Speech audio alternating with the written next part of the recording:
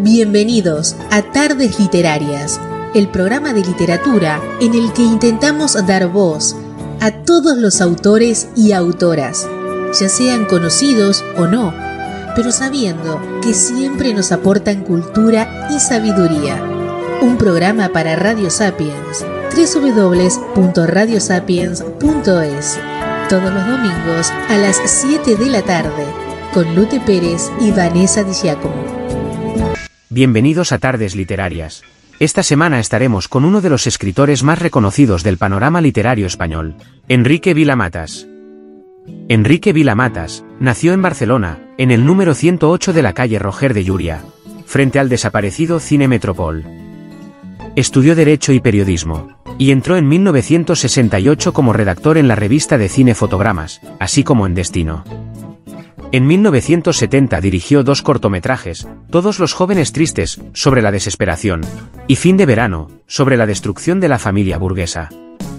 Además, fue actor en 7 películas catalanas, todas ellas prohibidas por la censura franquista.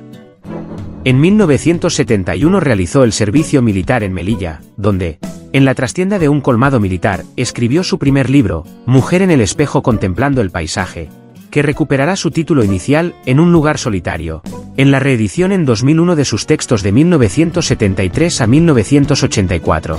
A su regreso a Barcelona, trabajó como crítico de cine de las revistas Boccaccio y Destino. Vivió en París 2 años, a partir de 1974, en una guardilla que le alquiló la escritora Marguerite Duras. Allí escribió su segunda novela, La asesina ilustrada. Su tercer y cuarto libro, Al sur de los párpados, historia del aprendizaje de un escritor, y los cuentos de Nunca voy al cine, aparecieron en 1980 y 1982. El autor cierra esta etapa inicial con Impostura, de 1984. A partir de este momento, su obra y su vida se funden. Desde luego, hay que contar con su experiencia con América Latina, que ha sido fundamental en su desarrollo. No solo por sus amistades con Roberto Bolaño, Sergio Pitol, Juan Villoro, Ricardo Piglia, Etnodio Quintero. Ya en los 80 escribía en un suplemento que hizo Época, Culturas de Diario 16, y desde entonces ha seguido publicando en diversos lugares, en París, en Le Magazine Littéraire, entre septiembre de 2004 y marzo de 2008, así como en el diario El País desde el primero de esos años hasta hoy, en la sección de Cultura, donde escribe la columna Café Perec, que se publica quincenalmente los martes. Está casado con Paula Massot, profesora de literatura, a la que dedica sus libros como Paula de Parma. Como escritor publicó su primer libro en 1971, la novela breve Mujer en el espejo contemplando el paisaje, escrita mientras hacía el servicio militar en el norte de África. Aunque la hizo sin ánimo de publicarla, a su regreso a Barcelona Beatriz de Moura la leyó y le propuso sacarla en Tusquets. Vila-Matas ha comentado sobre su ópera prima, que yo sepa, esa novela, que es una sola frase ininterrumpida. Solo la leyó Héctor Bianciotti, que me dijo que era un ejercicio de estilo. 4 años más tarde apareció su segunda novela, La asesina ilustrada. En 1980 apareció la tercera, Al sur de los párpados, y 2 años después, su primer libro de cuentos Nunca voy al cine. Vuelve a la novela en 1984 con Impostura, basada en un hecho real sobre un ladrón de tumbas que se hace pasar por un escritor desaparecido. Aquí surge por primera vez el misterio de la verdadera identidad personal, uno de los temas recurrentes de Vila-Matas. Historia abreviada de la literatura portátil, 1985, marca la primera vez en que el autor mezcla ensayo y ficción. Vila-Matas lo califica de intento prematuro, y constata, en el periódico El País fue liquidada con unas palabras demoledoras. Se nota que el autor veranea en Cadaqués. 30 años más tarde, Ignacio Martínez de Pisón escribiría en Babelia, el suplemento cultural del citado diario, palabras elogiosas para aquel libro. Con la perspectiva del tiempo puede considerarse su obra fundacional. Buena parte de su literatura posterior está ya anunciada en ese centenar escaso de páginas. Su aversión a las formas más rancias de la tradición novelística, sus viajes de ida y vuelta entre vida y literatura, su desdén por el psicologismo de la narrativa realista, una genealogía cultural que bebe de las vanguardias, una distinguida actitud de flaneur. También su humorismo extremadamente serio estaba ya en ese libro. Vila-Matas se presentaba como un Buster Keaton de la literatura. Publica sucesivamente 3 recopilaciones de cuentos, aunque el primero es, según el autor, libro de relatos y novela a la vez, Una casa para siempre, 1986, Suicidios ejemplares, 1991, Hijos sin hijos, 1993. A los que sigue Recuerdos inventados, 1994, antología de sus mejores cuentos. Vuelve a continuación a la novela Con lejos de Veracruz, 1995, Extraña forma de vida, 1997, El viaje vertical, 2000, Barleby y compañía, 2001, Sobre la posible imposibilidad de escribir, y El mal de Montano, 2002. A principios de los años 90 publica su primera recopilación de artículos y ensayos literarios bajo el título de El viajero más lento, 1992, a la que siguió en 1995 una segunda entrega, El traje de los domingos. Otros libros que contienen ensayos literarios son Para acabar con los números redondos, 1998, Desde la ciudad nerviosa, 2000, Extrañas notas de laboratorio, 2003, Aparecido en Venezuela, aunque no entendamos nada, 2003, Chile, El viento ligero en Parma, 2004. Vila Matas también ha sido profesor de literatura en diversas universidades, y ha sido galardonado con varios premios literarios a lo largo de su carrera. Entre sus obras más destacadas se encuentran Barleby y compañía, El mal de Montano y París no se acaba nunca. Su escritura se caracteriza por su estilo irónico y autorreferencial, donde la ficción y la realidad se entrelazan de una forma magistral. Enrique Vila Matas es sin duda uno de los autores imprescindibles de la literatura contemporánea en lengua española. Canon de cámara oscura. Enrique Vila Matas vuelve en su nueva novela al registro de la exitosa Barleby y compañía. Vidal Escavia, el protagonista de esta historia, ha seleccionado 71 libros en un cuarto oscuro de su casa, con la idea de a lo largo de 71 días, escribir un canon desplazado, intempestivo e inactual, disidente de los oficiales. Cada mañana, elige al azar uno de ellos, y saca a la luz un fragmento con destino al canon, pero lo que desentraña su lectura influye en su vida y también en su escritura. Las sospechas crecen en torno a si el autor del canon de cámara oscura tiene un origen androide, y es un superviviente de los Denver 7 de Barcelona, o si, por el contrario, utiliza el canon para dar sentido a su vida ante el amor desorbitado que, fuera del tiempo y el espacio, siente por su hija ausente.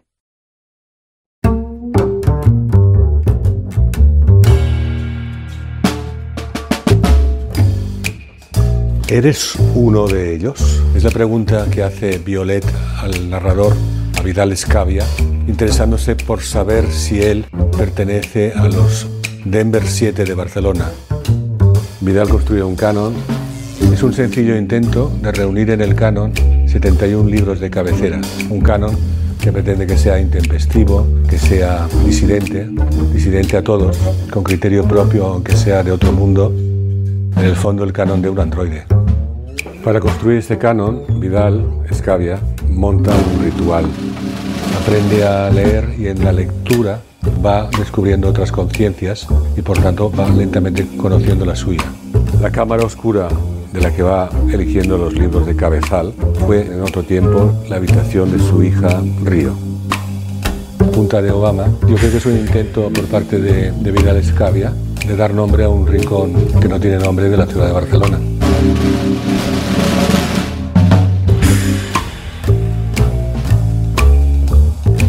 Ahí, en la Punta Obama, es donde Vidal desea llegar algún día con su hija Río, fuera del tiempo y del espacio, fuera del mundo, es decir. Está todo ligado a la construcción del canon. Y hay una conexión siempre de lo que le ocurre a Vidal con lo que ha leído. De hecho, lo que lee incide directamente en su vida, o al revés. Cree leer en lo que le ha pasado. Pero como es un niño extraordinariamente literario, pues todo conecta en él.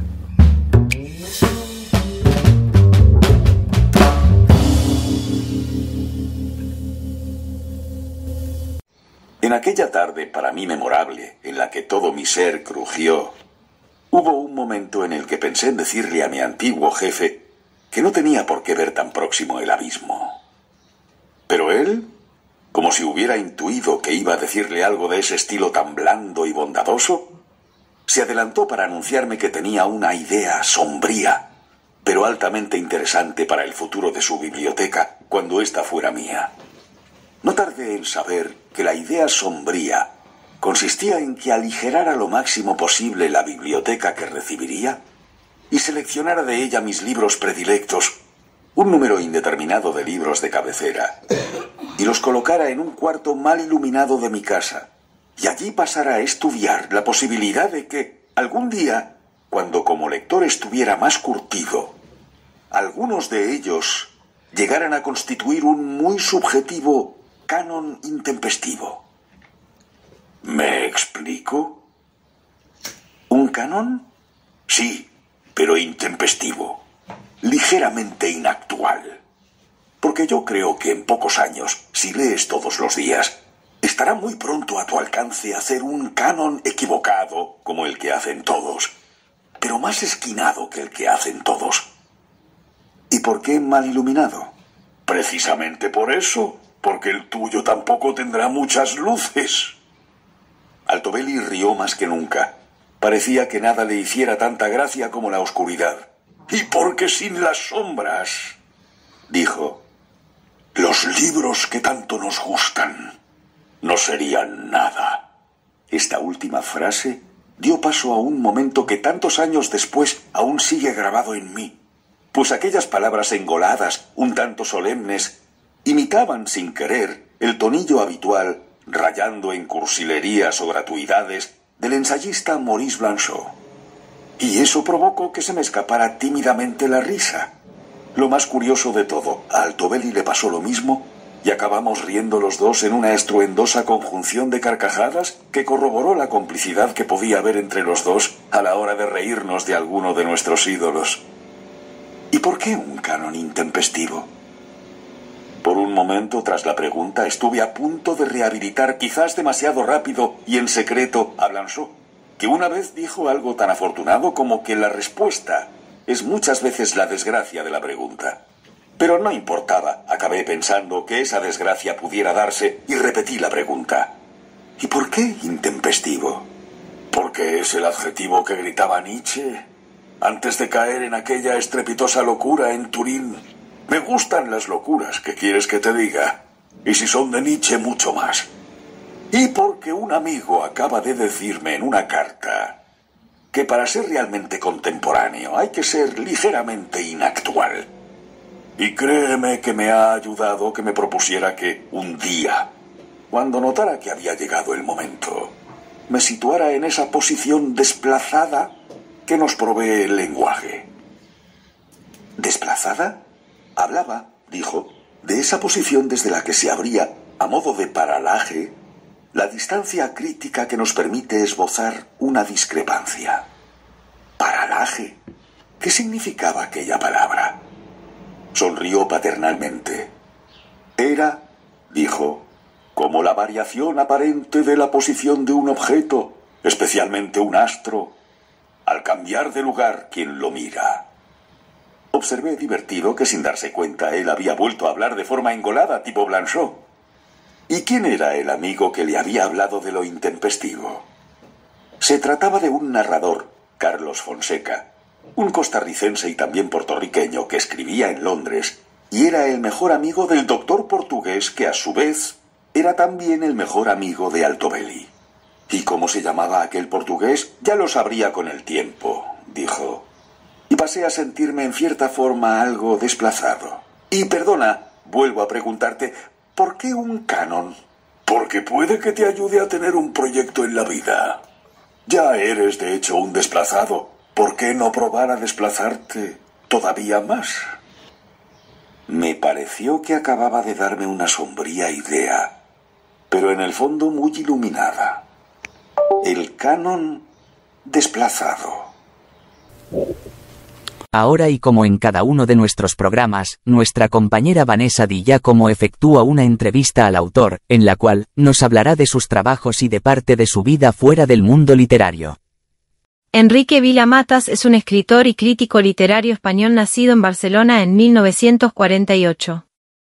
Es uno de los escritores más reconocidos y aclamados de la literatura contemporánea en lengua española. Su obra se caracteriza por ser experimental, original y lúdica, y ha sido considerado uno de los máximos exponentes de la llamada nueva narrativa española. Vila Matas es autor de numerosas novelas, ensayos y relatos cortos, en los que utiliza una prosa ágil y provocadora. Su estilo se basa en la intertextualidad, mezclando referencias literarias y culturales de una forma inteligente y divertida. Vila Matas también ha sido profesor de literatura en diversas universidades y ha sido galardonado con varios premios literarios a lo largo de su carrera. Entre sus obras más destacadas se encuentran Barleby y compañía, El mal de Montano y París no se acaba nunca. Su escritura se caracteriza por su estilo irónico y autorreferencial, donde la ficción y la realidad se entrelazan de una forma magistral. Enrique Vila Matas es sin duda uno de los autores imprescindibles de la literatura contemporánea en lengua española. Hola Enrique. El tipo de literatura que llevas haciendo, desde que comenzaste a escribir en los años 70, se ha calificado a menudo como una narrativa que tiende al fragmento, que mezcla y apuesta por la hibridez, pero yo siempre he pensado que tu obra es fragmentaria, pero cada fragmento forma parte de ese todo y muchos de tus libros comienzan donde han terminado los anteriores. Y a todo esto, ¿qué nos puede aportar tu trabajo Montevideo? Bueno, buenas noches. No sé exactamente cuál es el valor dentro de la obra de Montevideo. Solo sé que, digamos, aparte de ser el último libro que he escrito, acabé emocionado. Así que, escribiéndolo, cosa que no me había ocurrido nunca.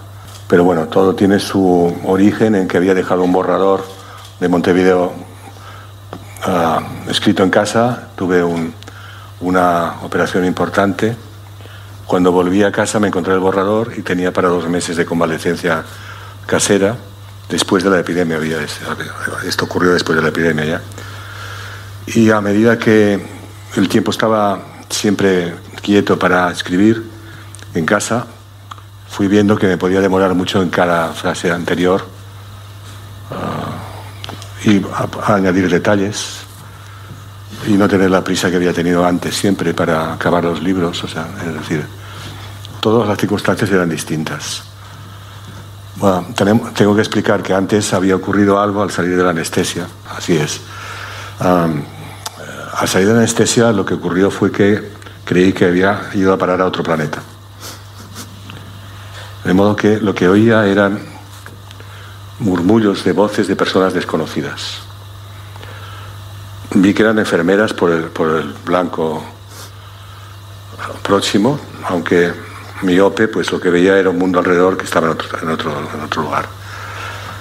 Entonces, poco a poco he ido intentando saber qué estaba pasando ahí y me he dado cuenta de que, arriesgando mucho, pero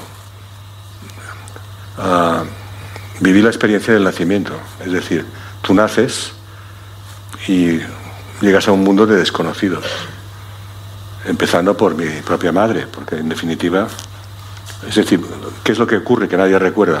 Lo que ocurre puede ser que yo reviviera la experiencia de haber vivido la que debería recordar del nacimiento. Llegar a un mundo en el que todos son desconocidos. De ahí el terror que siempre he tenido a los desconocidos. De ahí que los niños lloren al nacer, que no me extraña nada, ¿no? Y con el tiempo he ido pensando que, bueno, a mi madre el médico le dijo, su hijo es muy neurótico. Mi madre, cosa que debió afectarle muchísimo a ella, ¿no? Y siempre he pensado que igual el médico tenía razón, yo no lo sé. Más bien soy paranoico, pero no. Pero el hecho es que realmente es la experiencia primera de mi madre teniendo hijos y en principio el médico le dijo que había salido algo como de otro planeta, quizá, no lo sé. Y bueno, hasta ahí lo que cuento en el nuevo libro, donde el personaje ha vivido esta experiencia. Y voy a lo que has dicho tú, que los libros van siguiendo unas coordenadas, salen del libro terminado. Siempre que termino un libro me preguntan, ¿y ahora qué vas a hacer? Porque claro, el libro lo llevo a un límite tal que parece que ya no puede continuar aquello. Y entonces he pensado siempre que el motor de los libros que inicio es buscar que me pregunten cuando lo termine, ¿qué vas a hacer después? ¿Cómo vas a hacerlo? Puede ser que sea un motor también y no me haya dado cuenta hasta ahora.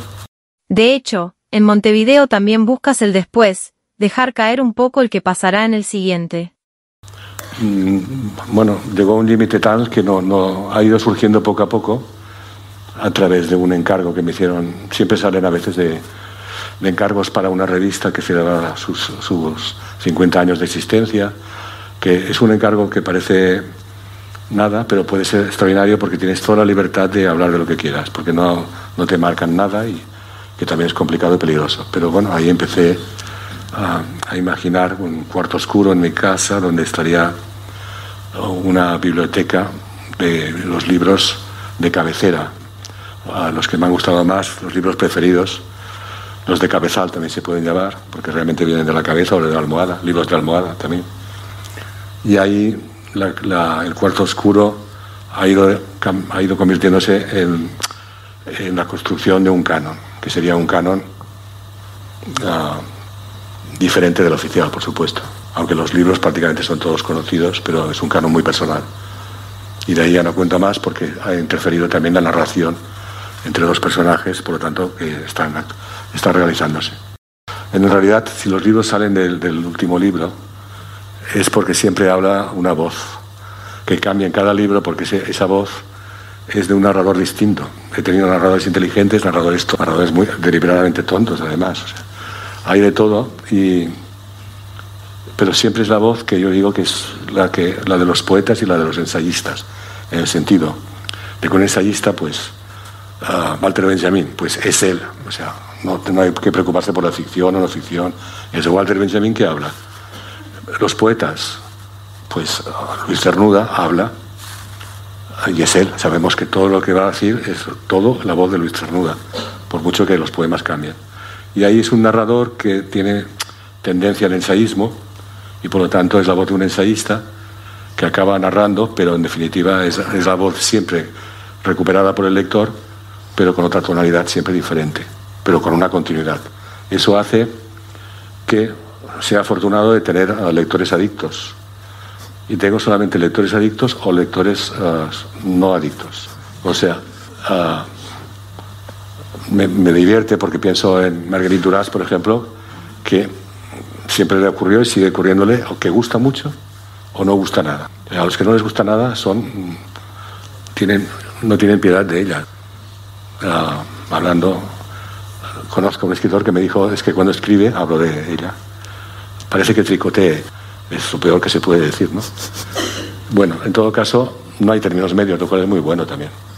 Para mí, no puedes aspirar a gustar a todo el mundo y por lo tanto eso me sitúa en una parcela un poco siempre de singular, de raro, de construcción de un mundo aparte, pero bueno, con el tiempo ese mundo aparte ha conectado bastante, cada vez más con un sector del público, de los lectores.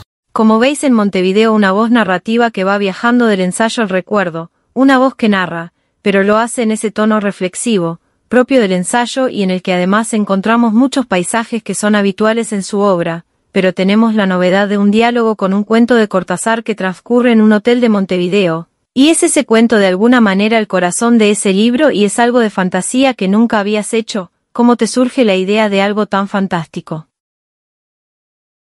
Pues casualmente, hace 2 días, buscando una cosa diferente, una historia que había ocurrido en Nueva York, que está en Dietario Voluble, que es un libro del 2008, creo, pero que recogía artículos del país de Cataluña en domingo, artículos que publicaba los domingos cuando me tocaba, y que era un tema muy libre, lo llamé Dietario Voluble. Al principio iba a llamarse Diario Voluble, pero pienso que entendieron que diario podía ser una acusación al periódico y recuerdo que me dijo esto, que está muy bien pensado. Dietario también es una palabra que funciona igual que diario y más libre, más literaria por otra parte.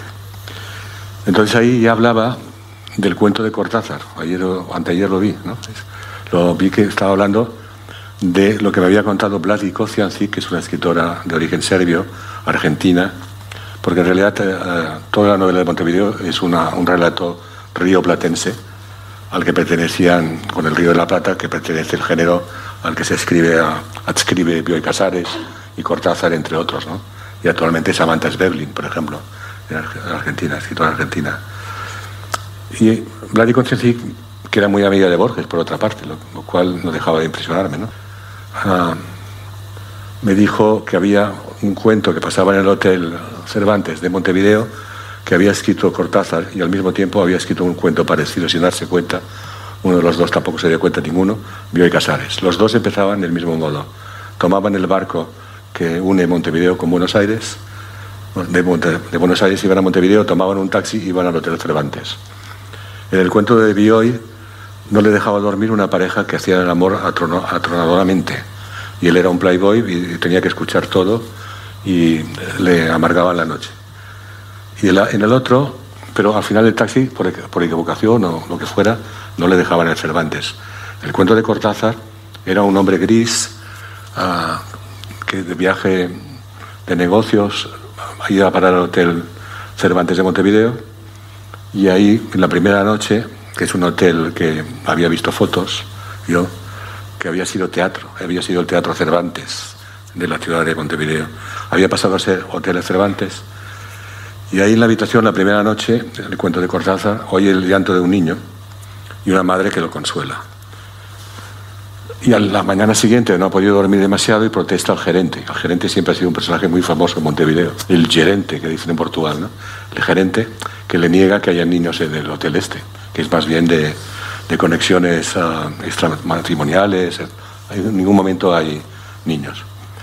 A la siguiente noche el hombre llega cansado también de su trabajo y vuelve a oír la voz del niño, que llora y la madre le consuela. Y a la tercera vuelve a ocurrir, entonces no puede más y golpea, hay una puerta que da a la habitación 206, él está en la 205, golpea en la puerta contigua que está detrás de un armario, quita el armario como puede, golpea para que no haga más ruido. La mujer se queda callada y a la mañana siguiente deja el hotel asustada y se da cuenta que piensa que ha hecho una gran mala jugada esta mujer, que es una mujer trabajadora, y ha dejado el hotel por culpa suya. Y a la noche siguiente, ya sin la mujer, vuelve a oír el llanto del niño. Es un cuento que queda muy abierto, evidentemente, a interpretaciones, pero extraordinario, ¿no?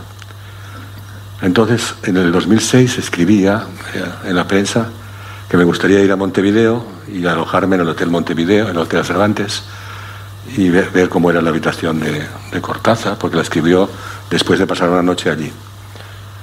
Porque en 1954 escribió el cuento y hay una entrevista en la que, no sabiendo que yo tantos años después escribiría esta novela, en 1954 describe la habitación de hotel, que es muy pequeña, la llama una pieza chiquita, que tiene luz solo en el lavabo, que casi no entra luz frontal, que casi no se puede mover por allí, que hay un armario y detrás una puerta, y que se le ocurre el cuento allí, en una entrevista que dio en Buenos Aires. Bueno, mi objetivo, digo en el artículo del 2006, es un día, si voy a Montevideo, ver esa habitación. No podía esperar que después se convertiría en el motivo del relato. Cuando me invitaron a Buenos Aires, Montevideo, Chile, al pasar por Montevideo me dijeron, ¿qué quieres ver? Y dije el Hotel Cervantes. Y quedó muy raro para una entrada. Quedó raro porque era un hotel que yo veía seguido por internet y se había convertido en un hotel de intercambio de parejas. Pero lo raro era que yo siguiera lo que pasaba allí, en el hotel, a través del tiempo. Y había visto las cartas de quejas de los clientes que decían que habían ratas y tal y cual. De modo que me llevaron allí y acababan de cambiarle el nombre. Y se llamaba, un nombre larguísimo en inglés, y finalmente Cervantes. Y con el señor que me acompañaba, que era del Instituto Español, dijimos, queremos ver la 205. Y dije, está ocupada. Bueno, se había convertido en un centro cultural, además. Y bueno, entonces el gerente tenía un interés enorme en que no la viéramos. Es que aquí estuvo Cortázar. Dijo, no, Cortázar no sabemos. Aquí estuvo Carlos Gardel cantando. Bueno, también dijo, y por aquí pasó Borges. Y no podríamos verla, no. Entonces pensamos que había algún secreto ahí. Dijimos, durmió aquí Cortázar. Si lo dijimos, vendrán muchos japoneses, dijeron. ¿Cómo que japoneses? Pues, supongo que pensaban en los turistas que los deben llamar japoneses allí. Pero en todo caso, eran japoneses. Y finalmente nos dejaron subir al piso segundo. Y estaba la 205, la 206 al lado. Y ahí me hice una foto frente a la 205, pero sin entrar en la habitación. Y esa foto pues la conservo. Y hasta aquí la primera y última visita que he hecho al Montevideo, al hotel. Anteriormente, para despistarnos, nos llevaron al parking del hotel, que era el antiguo Teatro Cervantes, que es el único parque que he visto que es un teatro. porque debajo estaban aparcados coches y quedaban incluso las taquillas de entrada y, en fin, todo parking raro. Y finalmente volví a Barcelona y retomé un poco en un artículo nuevo lo que había visto en Uruguay, en Montevideo, y que me había gustado mucho la ciudad. Y luego finalmente empecé a pensar en un viaje, porque leí, perdón que me extienda, pero ahora termino, porque leí un artículo muy antiguo de Beatriz Sarlo, que es la gran crítica argentina todavía en funciones, que decía que en la puerta contigua, en el punto mismo de la puerta contigua, detrás del armario, ficción y realidad se unían. Y al abrir la puerta de la 206 contigua, Cortázar entraba en lo fantástico, en el terreno de lo fantástico. Por lo tanto, toda la novela la organicé conforme un narrador se propone un día ver a comprobar si la ficción y realidad se juntan en la puerta contigua, y el narrador cuenta ese viaje. Y hay momentos muy concretos, el momento, saltándome algo, ¿no? El momento en que logra entrar el narrador en la habitación y dice: estoy en la habitación, o sea, estoy en lo real. Aquí durmió Cortázar, también es real. Aquí estoy yo, también es real. Pero también es el territorio de la ficción, porque es el territorio de un cuento de Cortázar. Está todo junto, realidad y ficción. Y monté toda la novela para que en un momento determinado el narrador abriera la puerta de la habitación contigua para ver qué había allí. Y la abrí porque lo que quería saber era qué veía yo cuando llegara allí, cuando llegara a esa página, no antes, qué era lo que veía yo. Por lo tanto, era una investigación sobre mí mismo, en definitiva, pero que sigue muy bien el lector, claro. Y lo que veí allí da mucho miedo. Yo lo narré y después me quedé bastante impresionado. Y ya la novela continúa, pero más tarde reaparecerá la habitación con un animal que estaba muerto y que está vivo de repente, ¿no? Creí que estaba muerto y estaba vivo, entre otras cosas. De lo que vi, el mundo lo que se llama el mundo de otra parte, ¿no? Territorio de otra parte, que sin darme cuenta, al abrir la habitación, la puerta, dentro del texto, entré en lo fantástico, pero sin darme cuenta. Porque claro, uno no piensa, acabo de entrar en el género fantástico, sino que entré muy tembloroso y vi lo que vi y cerré la puerta. Dije, ya mañana lo miraré otra vez, cuando haya luz. Hasta aquí un poco la parte ya que está en el libro. Después esta historia ha continuado de otra manera, pero... En cuanto al tema de realidad y ficción, tú dices que todas las novelas de ficción son realmente de autoficción. Sí, claro, siempre hay alguien detrás que escribe, ¿no? Y ya está en el Quijote, en la segunda parte, muy marcado. Y por lo tanto, en principio, la autoficción nace de Dubrovsky en 1971, una moda parisina, y la palabra, pues, es una palabra que es como redundante. En el fondo, una ficción es una ficción, por lo tanto la escribe alguien, pero siempre hay una autoficción. Madame Bovary, pues ya lo dijo Flaubert, Madame Bovary soy yo, ¿no? Y cómo va, y además cualquier escritor no está ahí detrás, no puede ser objetivo. Y luego en la televisión, de repente, en un programa de la tarde, me hicieron una pregunta. Usted dice que autoficción, ficción, no sé qué. Y pensé, ahora si empiezo a hacer una tesis sobre esto del programa. Y dije, mire, no, es que ficción es más breve que autoficción, ya está. También en alguna ocasión has dicho, no tenemos dinero, somos escritores. Eso en catalán se dice porque es no tenim diners, som escritors. Es lo que decía Josep Pla en Figueras, que subían todos los escritores jóvenes, Porcel y compañía, a ver al maestro, iban al mejor restaurante de Figueras, pero a la hora de pagar, él decía, somos escritores, no tenemos dinero. Y entonces era una vergüenza para los demás, porque tenían que pagar los otros. Sí. Después me pasó a mí. Es decir, fui a este hotel de Figueras, invitado a una cosa que organizaba el Museo Dalí, con Dalí vivo, sobre ciencia, y que vinieron los mejores científicos del mundo, varios premios Nobel, que a las 9 de la mañana hablaban de ciencia, y había un público de escritores invitados. Teníamos sueño a las 9 de la mañana y oíamos hablar en un lenguaje que no era para nada el nuestro. Hablaba El encanto de los átomos, no sé qué, átomos encantados. Y, claro, era otro lenguaje, casi nunca se atrevió a preguntar nada a un escritor. Los científicos hablaban de una manera especial porque discutían entre ellos casi a nivel de pegarse. Era una discusión sobre la verdad. Cada uno tenía una versión distinta y se enfadaban y asistíamos a esto. Entonces, resulta que por error me iban a cobrar, no solo mi habitación, la de mi editor de entonces, la de un escritor, Fernando de Castro, me iban a cobrar 5 habitaciones por un error en el hotel.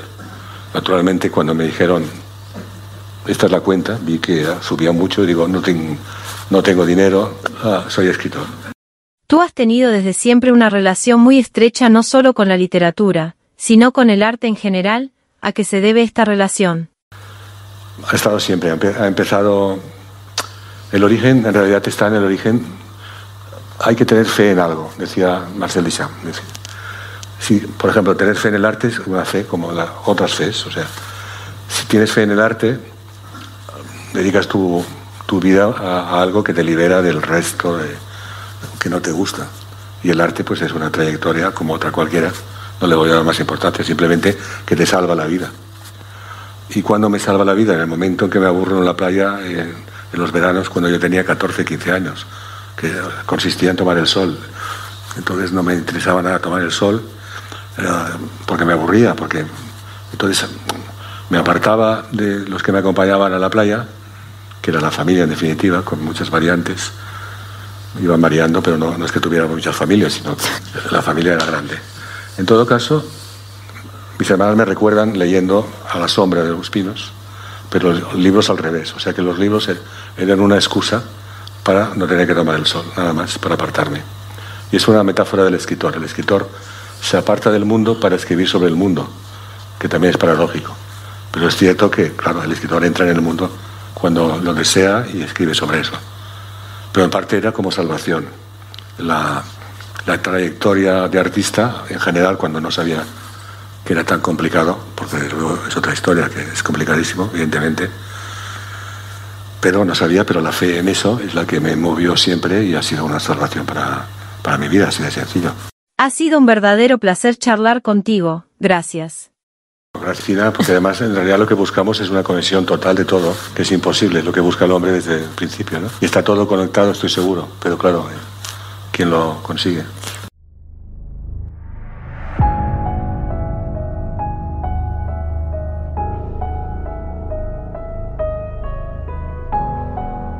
En un mundo donde la línea entre la realidad y el sueño se desdibuja, me encuentro atrapado en un coma, que me sumerge en un universo onírico lleno de misterio e intriga.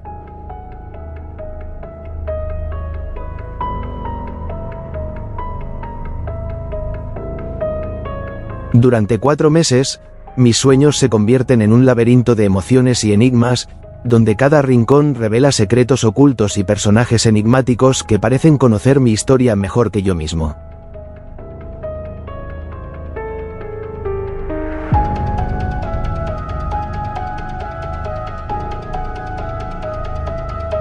Sueños de un coma es una exploración cautivadora de la mente humana, donde los sueños se convierten en el escenario de una lucha por la vida y la identidad.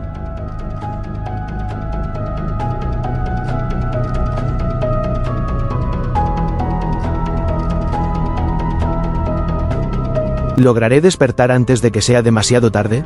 A medida que navego por este paisaje surrealista, me enfrento a mis miedos más profundos y a recuerdos olvidados, mientras intento desentrañar la verdad detrás de mi estado.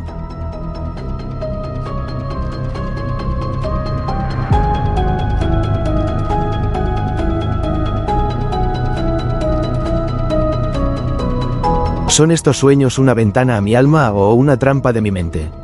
Con cada revelación, me acerco más a la clave que podría liberarme de mi letargo, pero también a un oscuro secreto que podría cambiar mi vida para siempre.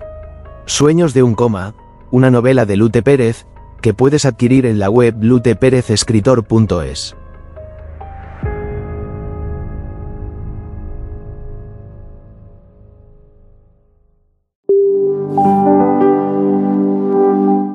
Seix Barral presenta Montevideo, de Enrique Vila Matas. Narrado por Jesús Olmedo. A Paula de Parma. Tiembla mi alma enamorada. París. 1. En febrero del 74, viajé a París con la anacrónica intención de convertirme en un escritor de los años 20, estilo generación perdida. Fui con ese, digamos que, singular objetivo y, aunque era muy joven, esto no fue obstáculo para que, nada más comenzar a pasear por la ciudad, advirtiera que París estaba ensimismada en sus últimas revoluciones, entrándome entonces una pereza inmensa, monumental, una flojera grandísima ya solo de pensar que tenía que convertirme allí en escritor y, encima, cazador de leones a lo Hemingway. Al diablo con todo, especialmente con mis aspiraciones, me dije un atardecer caminando por el Pont Neuf. Tengo que hacer algo para escapar de este destino. Pensaba cada 2 minutos aquel día, sin darme tregua.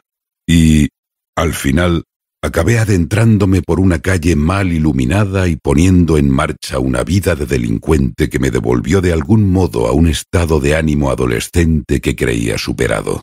El clásico estado exasperado del joven que encuentra en la intemperie de su alma y en la palabra soledad los 2 ejes alrededor de los cuales tendrían que girar los grandes poemas que, demasiado ocupado en el trapicheo de drogas, nunca escribiría.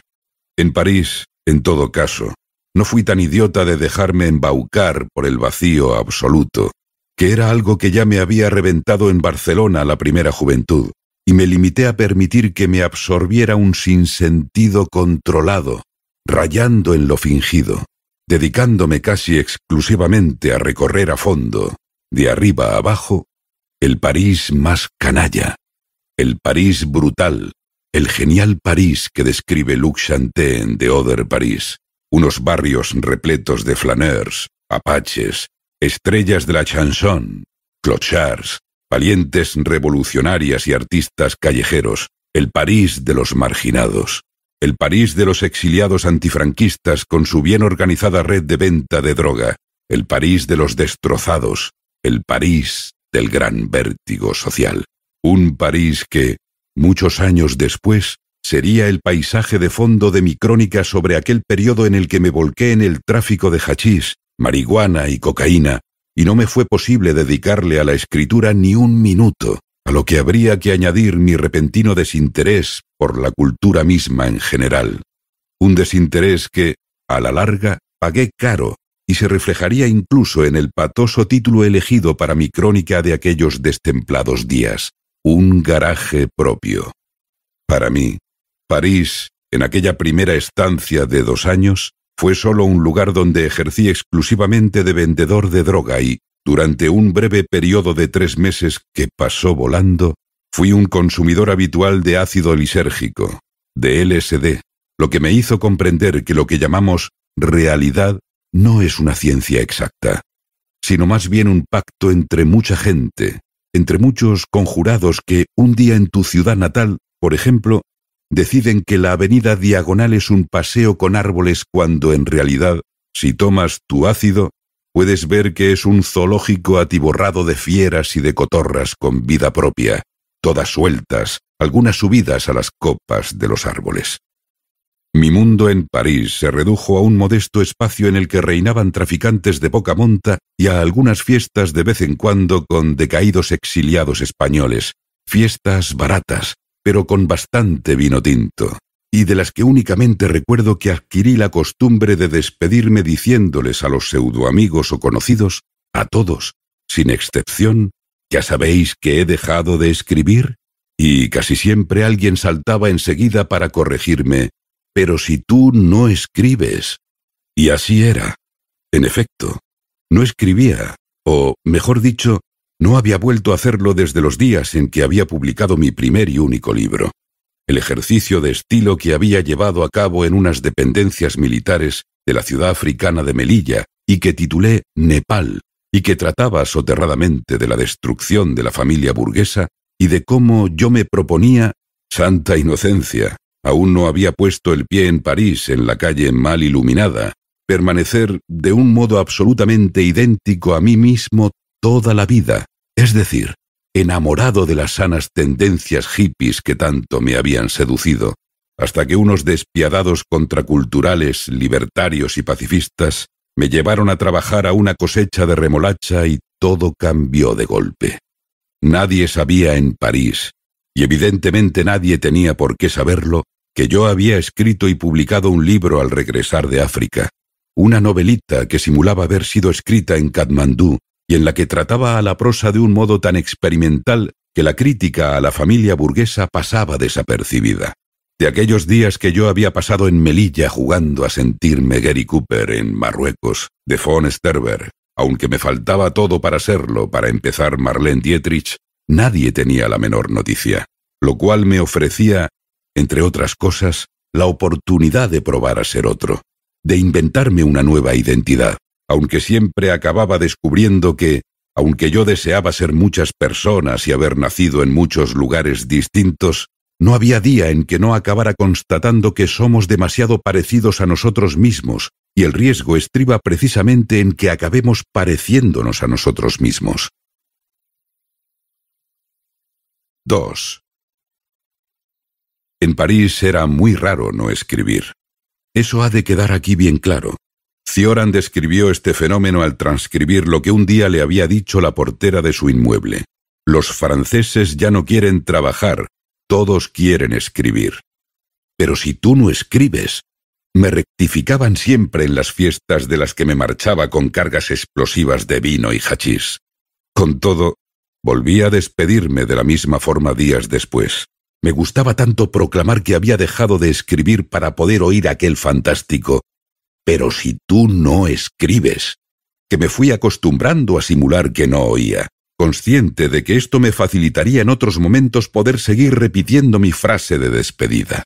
Hoy creo comprender que, ya mucho antes de escribir, o habiendo escrito Nepal, que para el caso venía a ser lo mismo, porque no era escritura, ni llegaba a ejercicio de estilo, deseaba de un modo casi irresistible dejar atrás la escritura, un asunto que he hecho bien en no perder nunca de vista. De hecho, esa poética de querer abandonar la obra antes de que hubiera obra fue la que a la larga me convirtió en un experto en dar bandazos de un lado a otro por el círculo de las 5 tendencias narrativas, que siempre pienso, siempre intuyo que son 6, sin que acierte a encontrar la sexta. Por el círculo de las 5 tendencias narrativas viajé en una época como un loco, aunque nunca visité la 4ª casilla, reservada para Dios y para el tío de Kafka, más conocido por El tío de Madrid, pareja impresionante, pero de la que no se sabe nunca dónde recala. Viajes agitados por 4 de las 5 casillas, porque empecé por ser en Barcelona, cuando era muy joven, uno más de los que no tienen nada que contar, primera tendencia y, por tanto, solo saben patear guijarros por las calles de su propio e infinito aburrimiento.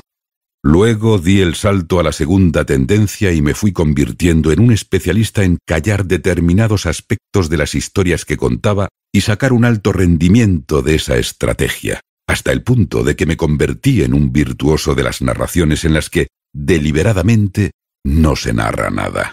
Ese periodo me allanó el camino hacia la 3ª tendencia, que es por la que se mueve más gente, ocupada por los que dejan algún cabo suelto en la historia que cuentan y esperan que algún día se la complete Dios o, en su lugar, el tío de Kafka, los 2 únicos amos y señores de la 4ª tendencia. Entes legendarios, más el primero que el segundo, de los que siempre se comentó que, dispuestos a decir algo sensato, acababan no diciendo nunca nada, como si fueran enemigos de cualquier tipo de elocuencia. En cuanto a los activos hackers del futuro, que en parte ya están entre nosotros, como los marcianos, que a veces toman el nombre genérico de las redes, cabe esperar que con el tiempo solo sepan trabajar como si pertenecieran al sistema de espionaje norteamericano, un sistema que, a su vez, y por raro que parezca, tiene puntos en común con la máquina soltera que utilizó el genial Raymond Roussel para escribir su obra. Aquel invento del autor de Impresiones de África, genio avanzado a su tiempo y precursor de la era digital, escupía lenguaje de un modo inagotable en una deslumbrante creación de interminable escritura expulsada, provista de un sinfín de ecos internos que vigilaban que la máquina textual no se encallara jamás. En fin, que fui de un lado al otro, conociendo mejor unas tendencias que otras, pero a la larga teniendo alguna experiencia en cada una de ellas, salvo en la de los enemigos de la elocuencia, casilla en la que, si no me engaño, porque en Montevideo tuve la sospecha de haber dado unos pasos de más en la oscuridad, nunca puse un pie. Enumero las 5 tendencias. 1. La de quienes no tienen nada que contar. 2. La de quienes deliberadamente no narran nada. 3. La de quienes no lo cuentan todo. 4. La de quienes esperan que Dios algún día lo cuente todo, incluido por qué es tan imperfecto. 5. La de quienes se han rendido al poder de la tecnología que parece estar transcribiéndolo y registrándolo todo y, por tanto, convirtiendo en prescindible el oficio de escritor. La casilla primera, la única que transité en aquel París de los años 70, acababa siempre por enviarme a un paisaje gris de posguerra en Barcelona con una figura solitaria en el centro de la escena, en medio del paseo de San Juan, un flaco y pavoroso colegial aburrido, yo mismo sin ir más lejos. Una figura solitaria que asocio hoy en día con un comentario de Ricardo Piglia sobre su juventud y sobre los primeros años de sus diarios, porque allí lucho con el vacío total. No pasa nada, nunca pasa nada en realidad. ¿Y qué podría pasar? Y también con el diario de Paco Monteras, el único compañero de colegio que sabía simular que se divertía, pero que, décadas después, me dio a leer sus páginas, no sin antes advertirme que eran ferozmente aburridas y tan ocres, dijo remarcando el adjetivo ocres, que yo nunca había oído, que los detalles allí recogidos solo servían para conocer el parte meteorológico de los días pacientemente barajados.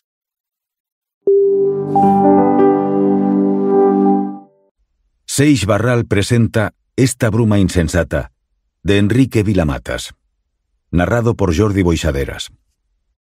A Paula de Parma.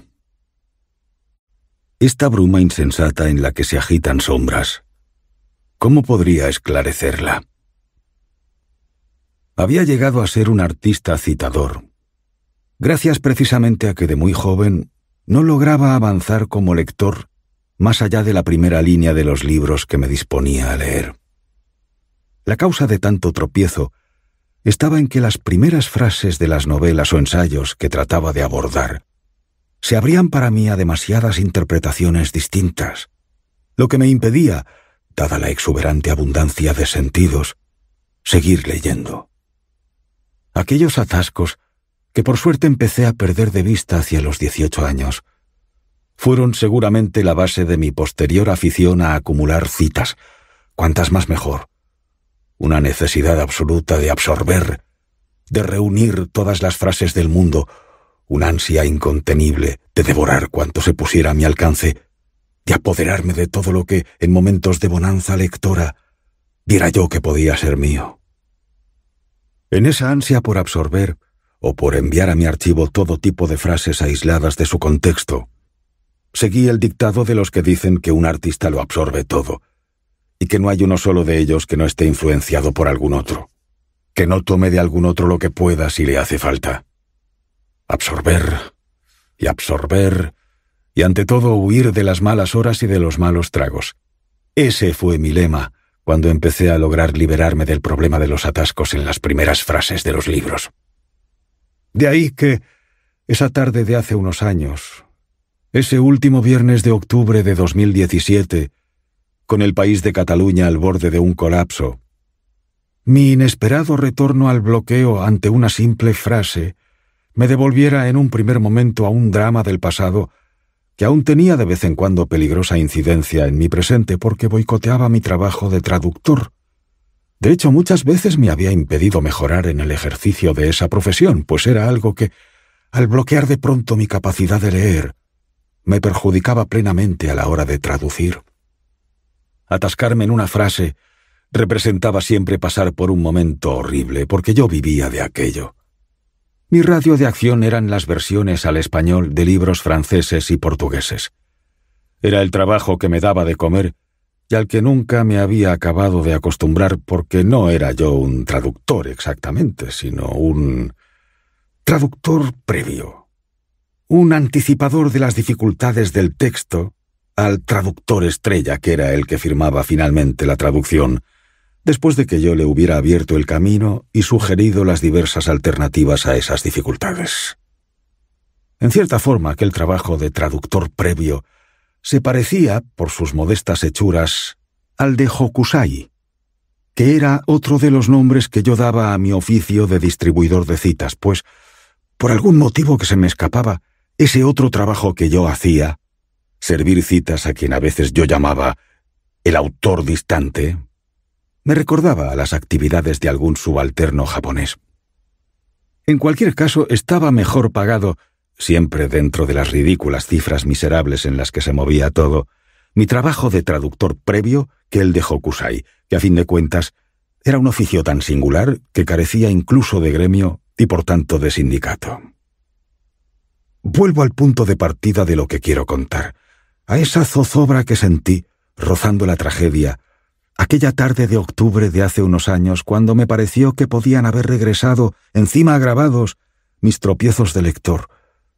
Pero cuando creí entender que podía ser un problema pasajero y que de la frase que estaba copiando y en la que me había estancado, podía acabar surgiendo un gran momento epifánico, una gran revelación que tal vez se hallaba oculta en la propia frase que necesitaba completar, recuperé algo la alegría.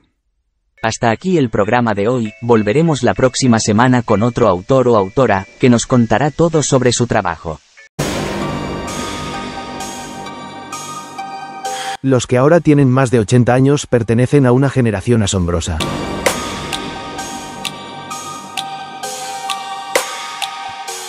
La generación de españoles que hoy tiene entre 80 y 90 años es, sin duda, una de las más extraordinarias que ha dado nuestra historia reciente. Nacidos en los años más duros del siglo XX, heredaron un país devastado por la guerra civil, sumido en la pobreza. Aún así, con una fortaleza admirable, lograron transformar esa España arruinada en una potencia económica. En su infancia y juventud, vivieron la escasez, cartillas de racionamiento e incluso la falta de oportunidades.